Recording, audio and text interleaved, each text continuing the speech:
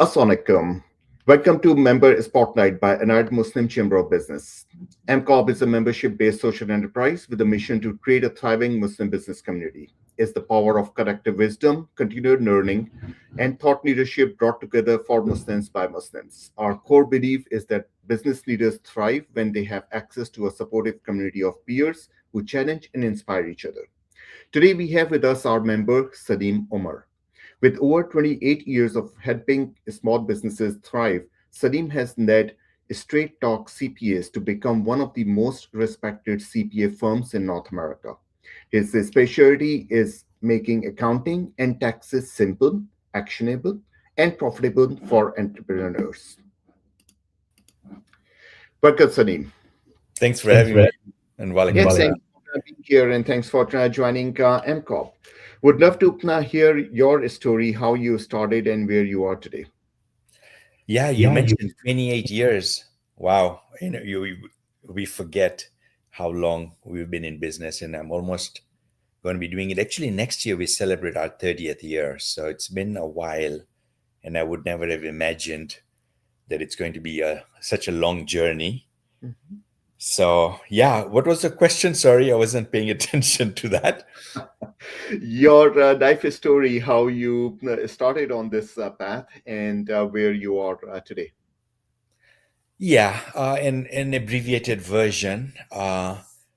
Like many of you watching this, listening to this, went to college in America and got out of college, got a job in corporate America, and corporate America wasn't what I thought it would be with the politics and all that stuff. I used to work in New York City, living in New Jersey, and I was like, man, is this what I kind of spent so many time years going to college, doing my bachelor's and master's and all that. So after like 5 6 years, I was not happy with that lifestyle, and I've always had this entrepreneurial bug to Mhm. wanting to start my business. I was born and raised in Kenya, so my family had a business there. So I kind of used to go there for holidays and all that, enjoyed the business side of things. So I was like, yeah, I'm going to start my own business. How difficult can it be? I know the accounting stuff, the tax stuff, and all that. It is not easy. I started it, and the first 6 years were a roller coaster, like just putting it all together, clients and team and money and, making it all function was really, really challenging. And I was like, there's got to be a better way. I know there are successful entrepreneurs that do it in another way. And I became very curious. What was I doing that was giving me the results that I was not happy with? Yeah. In corporate America, I was not happy with my lifestyle, but now I was my own boss, but I was not having fun. And my family just saw how disengaged and how difficult I was struggling. Mhm. Went $100,000 in credit card debt and all that, and just had this epiphany of starting to learn from other entrepreneurs. So I became a reader, started reading personal development books, finding business authors that were writing about business stuff, entrepreneurial stuff. I started reading that. I hired Michael Gerber, the founder of the E-Myth. He wrote the book The E-Myth, Yep. back in 1999. I read his book. I totally resonated with his message. I was trying to be the technician, the manager, and the entrepreneur, and it was very difficult to wear all these three hats. I sought him out. I hired him as my coach and just started applying some of these concepts. Back then, they were very like new to me, like working on the business. Like, Kashi, what does working on the business mean? I had no clue. All I knew is working in the business, doing the accounting, doing the taxes, servicing the clients, but I didn't have this concept of working on it. So it was all like new stuff for me. And I started applying it. Thankfully, I didn't fight it, I didn't resist it. I just started, like, if they're saying it, it must be true, kind of a thing. And I started using it in my business, and I started seeing changes. And after a few years of this type of a mindset, my business became like totally different than what it was. And other accounting firms started noticing and saying, Salim, like, you've changed how you're running your business, and now you're not working 60, 70 hours a week. And um, and I started teaching my systems and processes to other accounting firms. I became a coach for them as well. And all that has led to, creating a 25-person CPA firm that is virtual. We work with clients, everywhere in the country.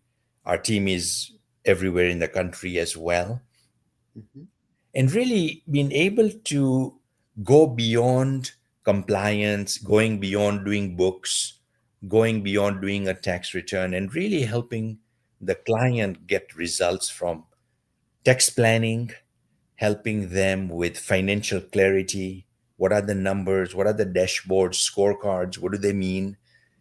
And bringing that entrepreneurial energy and help and insights in their business. So it's been a 29-year journey Mhm. with a lot of downs, a lot of mistakes, and a few good ups. So you mentioned about the lessons that you learned earlier on, and you were able to transform your business. What were some of the lessons that you learned and implemented those systems and processes into your business that made it thrive? So, the vision, a business needs to have a vision. There has to be some level of clarity of what are we looking to build. So, creating a vision, becoming clear about what that was, that goes beyond numbers and goes beyond things that are self-serving. So, encompassing and putting together a vision, but then building a team that buys into the vision. So it required me to really build up my leadership skills. So I studied people like John Maxwell, and I had no clue back in my 20s or early 30s, like what leadership even was. So I'm like, all new stuff, but I just started grabbing it like I don't know, like a hungry person, you know, all this stuff that I was, yeah. So working on it, having a vision, improving my leadership skills. Positioning was something that I learned early on that that I paid a lot of attention to, and that's really worked well for me. Is is being unique, having a unique value prop, being like Seth Godin, best-selling author says, be the purple cow in the be a purple cow, be the purple cow in the room. So not being like every other accounting firm, being the one that stands out. So what do we need to do to stand out? And in my case is I started having conversations, like the deep, meaningful conversations with business owners. I started seeing what they wanted, what their pain points were, what their aspirations were. And then I started designing services to help them get alleviate their problems and help them reach their goals. And when I started, the more aligned my services were to their problem, the bigger everything happened. More clients, more conversions, better fees, more impact. And so I saw that trend, and I just became like more, doing more and more of that, really being tuned into the client, into the head of the prospect. Okay, all right. You have written a number of books as well. Now, would you please share a little bit about those books? Yeah. So one of the things I learned early on is being, part of positioning my firm as unique is to be an author and to really build authority and credibility. And author is, building authority comes from the word author. So Mhm. being the author, somehow that idea went in my head, and I was like, okay, that makes sense. So I wrote my first book for Muslims, actually, 9 Steps to Achieving Financial Prosperity for Muslims. This was back like maybe in 2000. It's like a while back. And I started attracting Muslim clients. And just like out of not knowing anything else, I had a lot of Caucasian clients and all that, but that was like I used to go to the masjid and all that, and I used to hang out with people. I'm like, let me create something of value. So I created how to invest, within the Sharia and all that. That was my first book. And then I was like, all right, I need to write something for businesses so I can attract business clients. So I wrote Straight Talk about Small Business Success. And because my firm was in New Jersey, I created it for New Jersey to make it more relevant for New Jersey business owners. And that brought in like clients that had really big clients. because they saw my book in Barnes and Noble or wherever. And they like picked up the book. They're like, wow, this CPA has written a book. Let me go and meet him. And so that opened up many conversations. And then I started a coaching business for CPA firm owners. So every market that I enter, I start with a book. And so I was like, all right, I need to write a book for CPA firm owners. So I wrote The Ultimate CPA Practice in the New Economy. And then after a few years, I was like, all right, these CPA firms want to get to the $1 million mark. So I wrote the $1 million CPA firm for them. And then I was like, all right, now they're looking to exit out. So I wrote the CPA exit playbook just this past summer for CPA firm owners that are looking to exit. And all of these books become the entry point to a program that I have, my offering. But I think of it as education-based marketing. It start with education. Not don't start with a sales conversation. Start with giving education, bring value. This was a concept that I learned from one of the world's top copywriters, Gary Bencivenga. He says, always lead with value. So I always want to start with value. And the books are the entry point for me for value. Okay. As you have, like, throughout the 29 years, you have worked with many companies, many size companies in different sectors. What are the main issues that you have seen in when it comes to accounting and taxation, how business owners are managing it? They're not getting their numbers, their financial reports as quickly as they should be. They should be getting stuff real time Mhm. because they're making decisions otherwise just based on gut feeling. And gut feeling is okay, but it's not, data. And I know you believe in data from our conversation. So just having this real data, and there's so much intelligence and knowledge that comes when we look at real data. So I Mhm. think that's one. Second is, paying the least amount to Uncle Sam legally, ethically. No reason to pay. And there's so many, tax strategies that business owners have. That's one of the benefits of being in business, is to have control over how much tax you have to a good extent. So Mhm. we've become really, developed that expertise on that side. And now more recently, we're having conversations with entrepreneurs about really helping them create this operational rhythm, how to have the right type of meetings and quarterly rocks or goals, and how to build an accountability chart or a team map and roles and responsibilities. So really having those conversations, these are things that I'm doing in my own firm, Mhm. and now we are sharing it with clients. They're like, look, we can help you with the numbers, we can help you with taxes, but if you don't have all that other stuff in place, Mhm. then that won't, there won't be long-term success for you. You'll be challenged. All right. No, that's definitely very good in terms of that. Of course, from Big Five perspective or Big Four perspective, I know we work on the systems and processes, but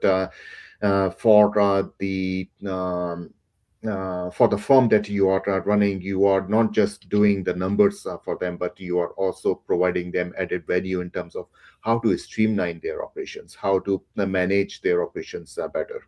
Mm. All right. No, that's definitely good to hear. And if you can, we have a few more minutes, so would love to learn more about you outside of work. Hmm.